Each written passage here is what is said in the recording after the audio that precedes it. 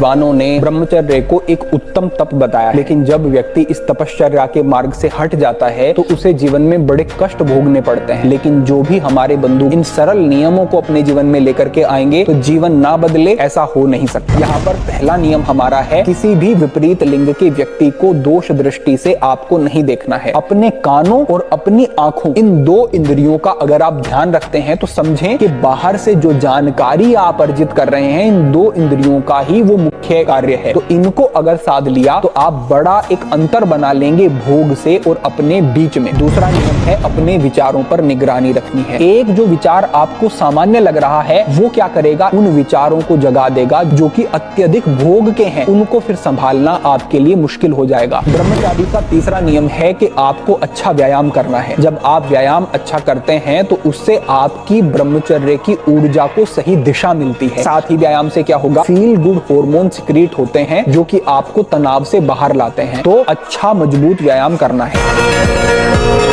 ये व्यर्थ के बकवाद करने वाले लोगों से मत मिलो, व्यर्थ के बकवाद करने वाले लोगों की तरफ मत देखो, ये क्या कह रहे हैं, क्या बोल रहे हैं। और तुम भी व्यर्थ का बकवाद मत करो।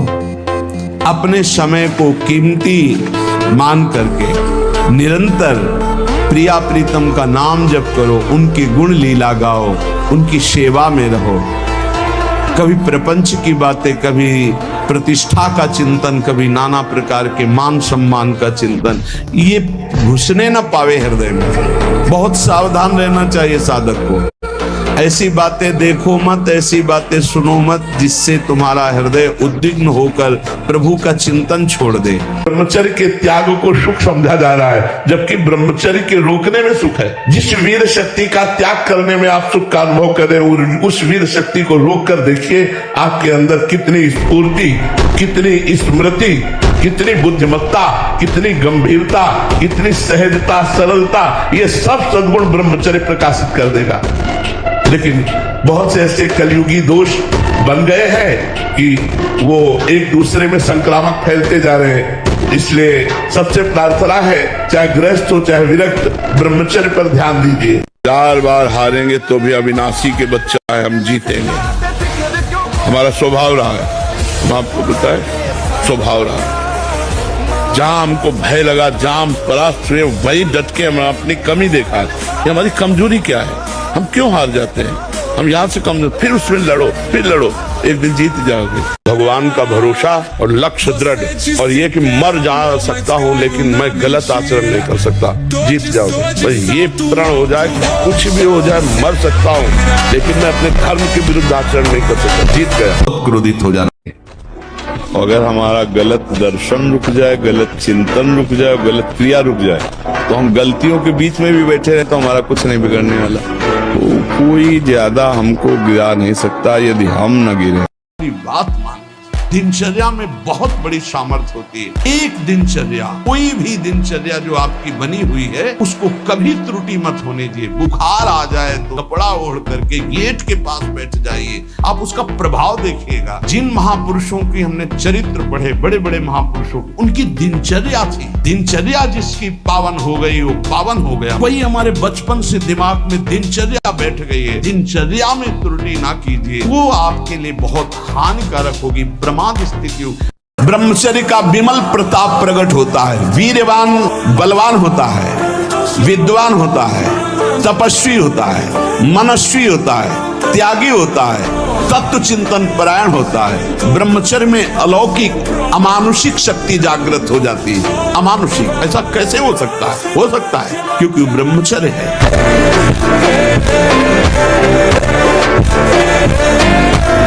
पहला नियम लो कि हम गंदी बातें नहीं देखेंगे मोबाइल में। दूसरा नियम लो, जो गंदी बात करने वाले बच्चे उनका संग नहीं करेंगे।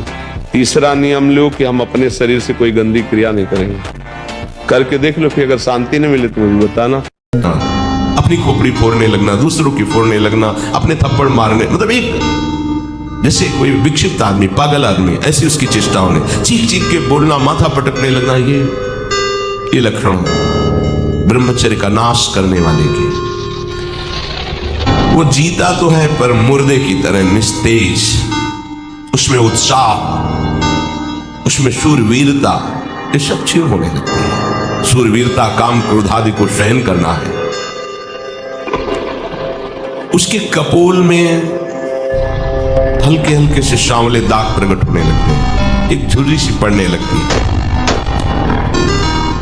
ये वीरनाश का लक्षण है।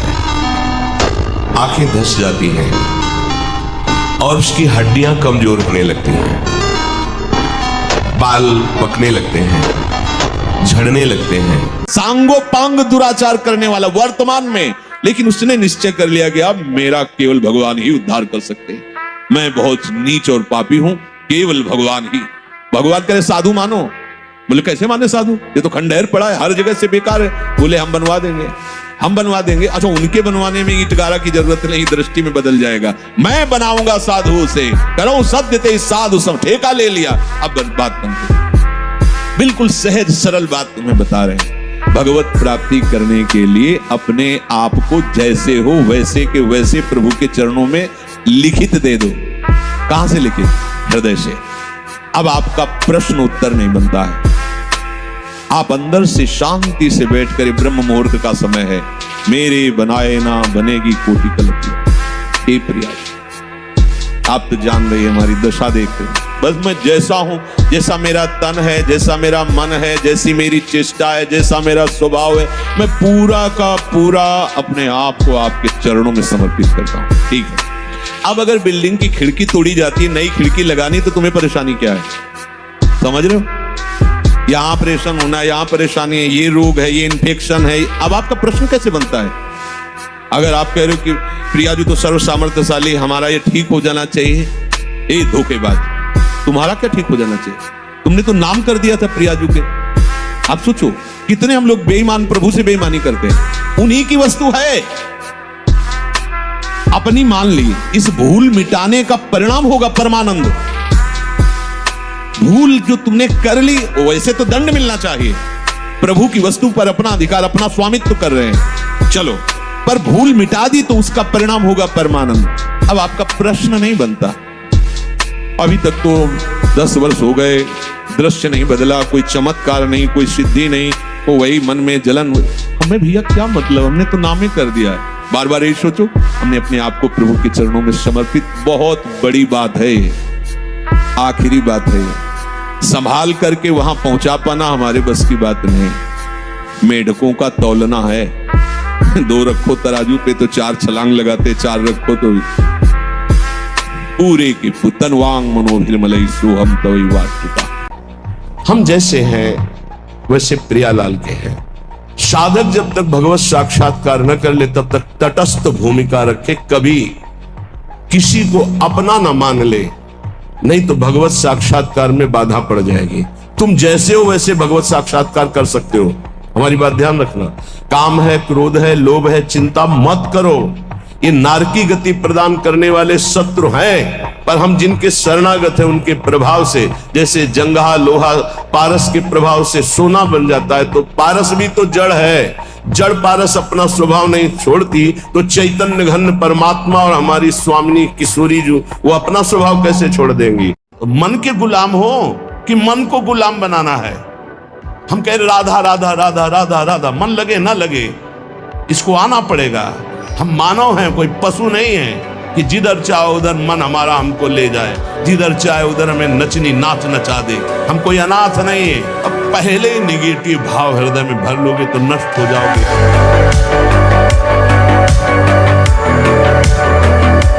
एक बार अगर अब मन चढ़ गया आपके ऊपर, तो मनमानी आचरण करा लिया, तो आपको भजन लायक नहीं रखेगा, क्योंकि वो समझ चुका है कि तुम ऐसी जगह पहुंच चुके हो कि अगर अब हम इसको हरा न पाए तो मुझे जिंदगी भर इसका गुलाम बनना पड़ेगा। मन ने देख लिया कि अब हम मारे जाएंगे, अब मुझे मरना पड़ेगा, तो वो आखिरी कोशिश करके आपका नाश करेगा। बस आप सावधान। तुम परिहास में भी किसी का अमंगल करने की सोच बंद कर दो, तुम्हारा कभी अमंगल नहीं होगा। दूसरों का तुम अहित करते हो, दुख देते हो, और तुम सुखी होना चाहते हो, असंभव। थोड़ा सा मांस खा लो तो तुम्हारे पर रोगों से लड़ने के परमाणु रहेंगे। कैसी बात करते हो, क्या समझते हो? संयम नियम में जो ताकत है वो किसी में दूसरे का मांस भक्षण करने वाला, वो राक्षसी प्रवृत्ति वाला क्या बल को प्राप्त होगा? जो अध्यात्म बल से युक्त है वही बलवान है। प्राण भले चले जाएं, अगर गृहस्थ में है तो पराई स्त्री का काम भाव से न तो दर्शन करेंगे, न संभाषण करेंगे, न स्पर्श करेंगे। पर स्त्री गमन सीधे दुर्गति है। जो कानून है वो कानून है, ये भगवत कानून है। जिसकी जिह्वा पे नाम है, वृंदावन की भूमि से बैठ के कह रहा हूं, भगवान की भी ताकत नहीं कि उसका मंगल करे। ब्रह्मचर्य जीवन है, ब्रह्मचर्यहीन जीवन मृत्यु है। जिसको ब्रह्मचर्य धारण करना है ध्यान देकर सुनिए। सबसे पहला कार्य उसकी दिनचर्या में, चाहे बच्चा हो, चाहे जवान हो, या जो कोई भी हो, सूर्य उदय के पहले रात्रि के चौथे प्रहर में ही जाग जाना चाहिए। प्रातः 4 बजे बिल्कुल जग जाना चाहिए। और जो 8-10 बजे तक सोता है वो कोई भी हो ब्रह्मचारी रह ही नहीं सकता, ब्रह्मचर्य रह ही नहीं सकता। डिपार्टमेंट की नींव है ब्रह्मचर्य। अगर ब्रह्मचर्य नहीं है तो बेविचारी पुरुष कहीं भी उन्नति में जाने पर भी वो पतन को प्राप्त होता है। जो पराई माता बहनों से बेविचार करता है कभी उन्नति को प्राप्त नहीं हो सकता। इसे सबसे पहला है चरित्र पावन करो। तुम्हारा चरित्र ठीक होना चाहिए, तुम्हारा आचरण ठीक होना चाहिए, और उसके लिए ब्रह्मचर्य का पालन। सप्तम धातु वीर्य, एक मन शुद्ध सात्विक पौष्टिक अन्न के बाद एक बार के लिए तैयार होता है। और यहाँ बच्चे खिलवाड़ में 2-2, 3-3 बार रोज। अब क्या होगा? उनका हड्डियों तक की सामर्थ्य नष्ट हो जाएगी, कुछ दिनों बाद देखना बंद हो जाएगा, ऐसे चौंधियाने लगोगे, खड़े होने में चक्कर आएगा, कमर दर्द करेगा, पैरों में टूटन बनी रहेगी, दिमाग में टेंशन बनी रहेगी, पढ़ोगे तो कुछ याद नहीं रहेगा, स्मृति नष्ट होने लगेगी, एक नास्तिकता छा जाएगी। माता बहन को भोग बुद्धि से, जैसे शास्त्रों में कहा गया नरकस्य नारी, बात है कि तुम्हारी भोग भावना जो नारी के प्रति है ये नरक पहुंचा देगी। त्रिविधम नरकस्येदम द्वारम नाशनम आत्मना कामः क्रोधा तथा लोभा तस्मादेत्रयम् त्यजेत्। माताओं बहनों की तरफ देख करके काम भाव से उनको देखना तो तुम समझ लो नरक जाने का रास्ता फिट कर रहे हो। मन के द्वारा जो दी हुई भोग लालसा है, आपके बिना ये कुछ कर नहीं सकता। आपको दस्तखत नहीं करना है, बस इतनी बात है। दस्तखत का तात्पर्य स्वीकृति। ठीक है, बस इतना कहने की देर है। आगे तुम रो चिल्लाओ, तुम्हारी कोई बात नहीं सुनेगा मन, पर पहले वहां करवाएगा। वो इतना चतुर है मन कि आपको 1 सेकंड के कम हिस्से में स्वीकृति लेके क्रिया में उतार देगा। क्रिया का मतलब बाहरी नहीं, अंदर पूरा मनोराज्य शुरू कर देगा और आप फंसे हुए उसी में डोलते रहेंगे। चतुर कौन? रामे भेजे थे चतुर नर, राधा राधा राधा राधा। क्योंकि जब आप मनोराज्य में विचरण करने लगेंगे तो नाम छूट जाएगा। नाम छूटा मतलब हानि हो गई। पकड़ो, तुरंत पकड़ो। यही हमारा बल है नाम, जो हमें इस मन की दुर्वासना द्वारा घसीटने पर भी नहीं घसीट पाएगा। जहां लग रहा है कि यहां गिर सकते हैं वहां संयोग ही न बैठने दें, दूरी बना के रखें। पक्का समझो, कभी ऐसा संयोग बन रहा हो, भाग पड़ो कमजोर बन के, बलवान बन के, वहां बैठना नहीं। बैठ गए तो गए, देर नहीं लगती, बहुत बलवान है। और अगर कमजोर बन के भाग गए तो बच गए। इसमें भागना ही है, उससे लड़ नहीं सकता कोई। अगर आप शुद्ध ब्रह्मचर्य रहना चाहते, स्वप्न दोष से निपटना चाहते, तत्काल व्यायाम कीजिए 20 मिनट कम से कम। दंड है, बैठक है, और भी आसन है योगियों ने बताए हैं। और फिर 20 मिनट कम से कम प्राणायाम कीजिए, कपालभाति, अनुलोम विलोम आदि जो भी आप सीख पाए। और इसके बाद 30 मिनट तक कोई खान पान न कीजिए। प्राणायाम व्यायाम के 30 मिनट तक ना आप चाय पीजिए ना पानी। चाय तो बड़े बूढ़ों की बात है, आपका शरीर रोगी हो तो चाय की जरूरत क्या है? ब्रह्मचारी अपने आप में इतना चाय होता है कि उसे जरूरत ही नहीं दूसरे किसी गर्म पदार्थ पाने की। ये घी, रबड़ी, रसगुल्ला, दूध और ये बादाम पिस्ता गृहस्थों के लिए बने, भगवत मार्ग के पथिकों के लिए नहीं। उनके लिए नाम रूपी बल ब्रह्मचर्य का महान ताकत, एक अद्भुत बल, एक अद्भुत उत्साह, एक अद्भुत तेज बना रहता। बादाम में थोड़ी है, हलवा में थोड़ी है। चेहरे पे चमक कोई तेल या क्रीम लगाने से नहीं आती। चेहरे पर चमक आती है ब्रह्मचर्य पालन से, प्रतिदिन व्यायाम करने से और सुबह सूर्योदय से पहले उठने से। कि तेल लगाना मना नहीं, बल बढ़ता तेल लगाने से। और जब अंदर का ही तेल खत्म हो जाए तो क्या फायदा बाहर सजाने से। योद्धा तभी आनंदित होता है जब छोड़ का योद्धा होता है। अगर ममई वांश हो तो तू सच्चिदानंद प्रभु का अंश है। तो वही कह रहे हैं कि इंद्रियों में मन मैं हूँ बराबर का जोड़ है, कोई खिलवाड़ थोड़ी है। और ये कायर पुरुष घबरा के भागता है, योद्धा ताल ठोकता है। हरि का स्वरूप जीव है, हरि का स्वरूप मन है, और इसको परास्त कर लो। सजेति सजेति सदरति सदरति सलोकांतर्यति। प्राण भले चले जाएं अगर गृहस्थ में है तो पराई स्त्री का काम भाव से न तो दर्शन करेंगे, न संभाषण करेंगे, न स्पर्श। प्रार्थना मान लीजिए खिलवाड़ नहीं है, पर स्त्री गमन सीधे दुर्गति है। जो कानून है वो कानून है, ये भगवत कानून है, वैदिक सिद्धांत। 1 साल में आप बदल जाओगे, 1 साल में चेहरा बदल जाएगा, जीवन बदल जाएगा। नाम जप करो, आध्यात्मिक शक्ति बढ़ाओ, व्यायाम करो, शुद्ध भोजन करो, शारीरिक शक्ति बढ़ाओ, अभी आप बलवान बन जाओगे। बलवान कौन है? दूसरा गाली दे रहा, आप सह गए उसे बलवान कहते, उसके थप्पड़ मार दिया उसे बलवान नहीं कहते। बल आप में क्षमा है तो आप बलवान हैं, काम को आप जीत रहे हैं, आप बलवान हैं। जिनके लिए मैं जीवन भर तड़पता रहा, जिनके लिए जीवन भर भजन किया, अब उनके पास मिलने का समय आ रहा है, तो मृत्यु मेरे लिए महोत्सव है। ऐसी स्थिति आती है कि बस निराश होकर उपासक अब क्या, अब कोई मेरा नहीं, कोई, अरे कोई तो बोले कि मैं सही चल रहा हूं, कोई तो बोले ठीक हो। जब तुम्हें सब छोड़ रहे हो, प्रतिकूलता घेर रही हो, अव्यवस्था घेर रही हो, तो तुम आसपास अनुभव करना वो है, वो जानता है कि बहुत कमजोर है, लड़खड़ा जाएंगे, इसलिए वो साथ रहते हैं, हरि साथ रहते हैं। और वो धीरे धीरे कहते रहते मैं तुम्हारे पास हूं, डरना मत।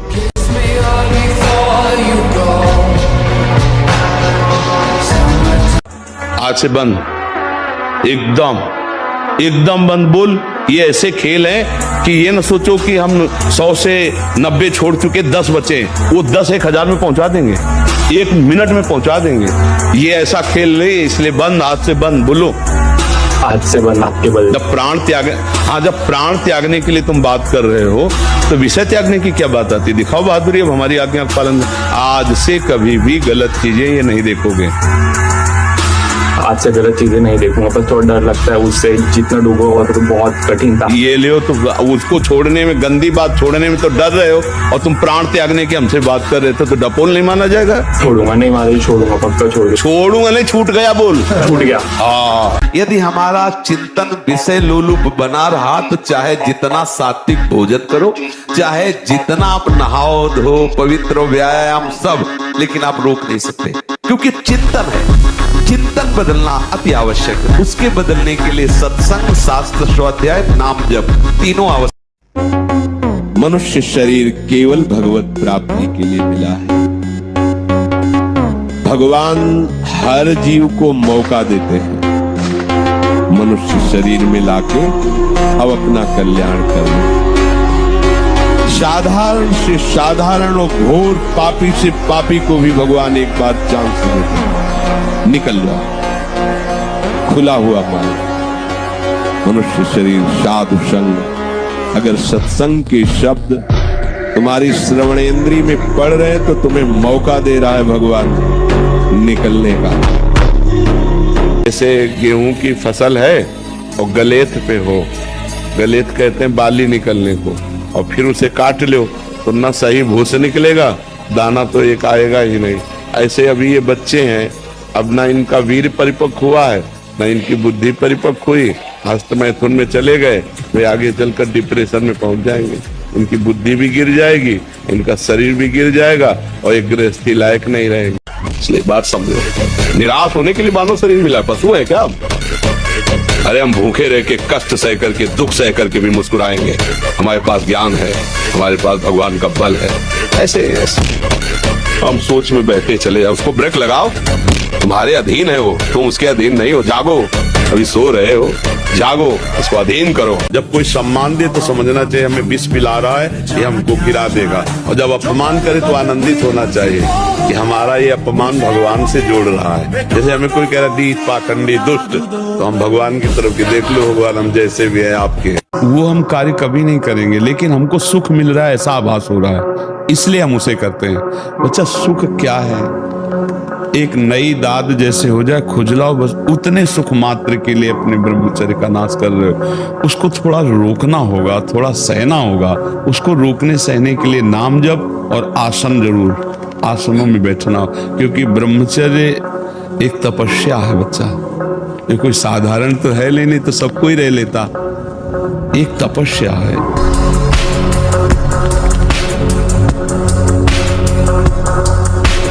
भक्त के जीवन में कभी अंधकार नहीं, कभी पराजय नहीं। हर पराजय उसकी विजय का द्योतक बनती है, हर हार उसकी विजय का स्वरूप होती है। कभी अगर सिंह का बच्चा भेड़ों के बीच में फंस जाए तो भेड़ नहीं बन जाता, वो सिंह ही रहता है। आज थोड़ा दिखाई दे रहा है, केवल वो ऐसा छलांग मारेगा, सब कर्मजाल एक साइड में और दहाड़ मारता हुआ है वो हरिदास। जब शरीर स्वस्थ होता है, जेब में रुपया होता है, मनमानी भोग होता है, तो लगता है कौन भगवान। फिर उसका जब तमाचा पड़ता है तो आवाज नहीं होती उसके तमाचे में आवाज नहीं होती, लेकिन ऐसा मार मारते हैं कि पूछो मत, अच्छे अच्छे ऐसे हो। हम कहते हैं आप ब्रह्मचर्य रह के देखो और नाम जप करो, बड़ी बड़ी विपत्तियों को रौंद के न निकल जाओ। तो हमसे बताओ, ब्रह्मचर्य वो पावर है जो आपकी सोच को पॉजिटिव करता है, लोग समझ नहीं पा रहे। और ब्रह्मचर्यहीनता जहां जैसे जैसे आती जाएगी, आपकी सोच निगेटिव होती चली जाएगी। निगेटिव सोच ही मृत्यु है और पॉजिटिव सोच ही जीवन। वो जीता तो है पर मुर्दे की तरह निस्तेज, उसमें उत्साह, उसमें शूरवीरता, ये सब क्षीण होने लगती है। ये वीरनाश का लक्षण है। आंखें धस जाती हैं और उसकी हड्डियां कमजोर होने लगती हैं, बाल पकने लगते हैं, झड़ने लगते हैं। थोड़ा भी परिश्रम या मेहनत करने पर हाँफने लगना, थक जाना, थोड़ा सा दुख एक पहाड़ जैसा लगना, थोड़ा सा भय ऐसा लगना कि अब क्या होगा। सूर्य उदय के समय उठने से हमारे अंदर ऊर्जा शक्ति बढ़ती है, बौद्धिक शक्ति बढ़ती है, हमारी आयु बढ़ती है। जब हम सूर्य उदय में सो रहे हैं, उसे लगभग अब सबका सोना 10-11 बजे तक रहता है।